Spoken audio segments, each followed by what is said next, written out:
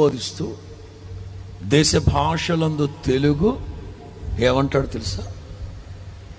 యెహోవా ఎవరో ఒక జనము ఐగుప్తు నుంచి వస్తున్నారట, వాళ్ళని మీ నామం పేరట ప్రార్థన చేసి శపించాలి. మీ కృప, మీ కాపుదల, మీ వాక్కు, మీ అభిషేకం, మీ సన్నిధి నాకు తోడుగా ఉంచండి. మీరు కూడా నాతోనే. ఎవడు రాయుడు చేసేదేమో దరిద్ర పని, మన ప్రభు తోడుగా ఉండాలంట. మీ సంగతి చెప్పనా? మీరు కూడా ఈ బాబుతే. నేను తెనాలిలో సేవ చేసేటప్పుడు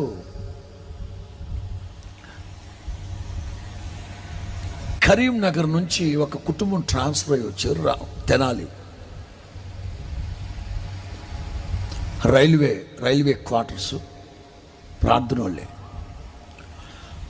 ఆదివారం ఆరాధన అయిపోగానే అందరికి ప్రార్థన చేస్తుంటే, పాష్ గారు మేము కరీంనగర్ నుంచి వచ్చాం, రైల్వే క్వార్టర్స్లో మీరు రేపు వచ్చి ప్రార్థన చేస్తే ఇల్లు సర్దుకుంటాం, ఫస్ట్ వచ్చాం కదా, అది ఏదో చెప్తున్నారు. నాకేమో ఈ పాటలు పెట్టుంటాం కదా,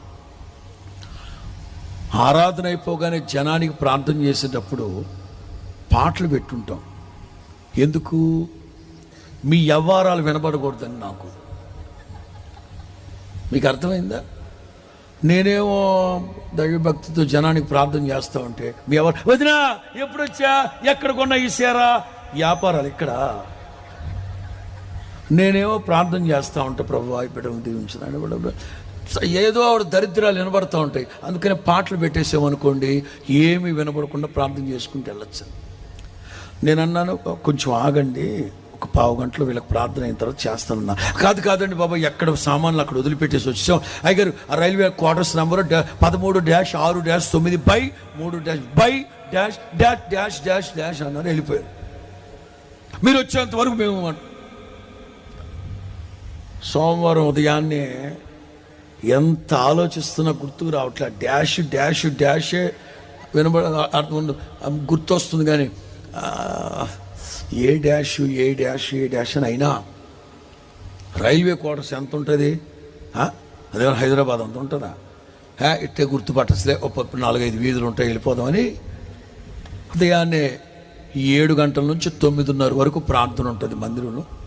అయిపోగానే స్నానం చేసుకుని టిఫిన్ చేసుకుని 10ంటికి బయలుదేరానండి. 10ంటికి బయలుదేరితే 12-12:30 వరకు మాడు పగిలిపోయే ఎండ, తల పగిలిపోతుంది ఎండకి.